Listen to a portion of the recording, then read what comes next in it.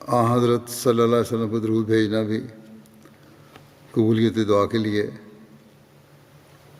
بہت ضروری ہے، ورنہ وہ دعائیں زمین و آسمان کے درمیان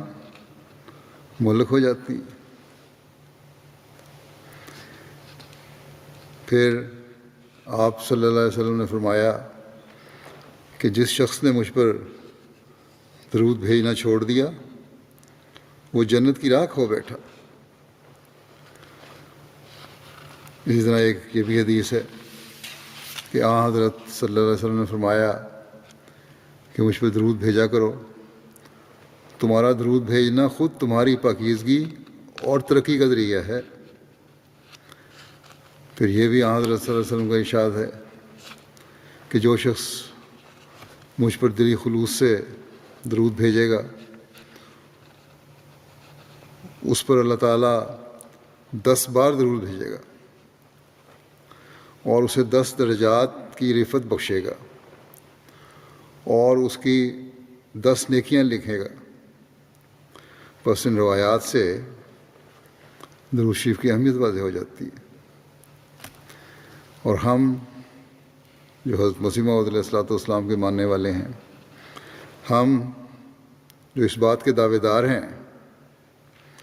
کہ ہم نے حضرت مسیح موعود علیہ السلام کے ذریعے جو حضرت صلی اللہ علیہ وسلم کے مقام و مرتبہ کا ادراک حاصل کیا ہے وہ اس کے بغیر ممکن نہیں تھا۔ ہمارا فرض بنتا ہے کہ درود شریف کی اہمیت کو سمجھیں اور زیادہ سے زیادہ درود پڑھنے کی کوشش کریں، صرف اس لیے نہیں کہ اللہ تعالیٰ ہماری دعاؤں کو سنے، بلکہ اس لیے کہ مستقل پاکیزگی ہماری زندگیوں کا حصہ بن جائے۔ اس درود کے ذریعے ہم اللہ تعالیٰ کا قرب پانے والے بن جائیں، ہم اس درود کے ذریعے اپنی زندگیوں کو مستقل پاکیزہ کرنے والے بن جائیں، ہم دینی اور روحانی ترقی حاصل کرنے والے بن جائیں۔ صرف ہمارا دعویٰ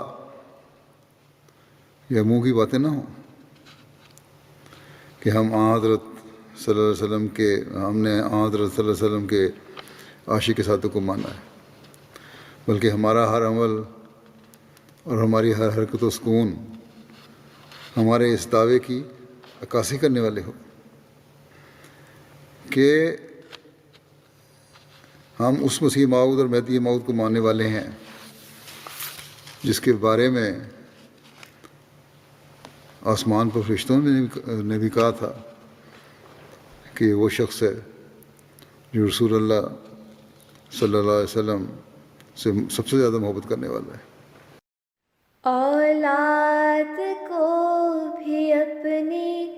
اطاعت سکھا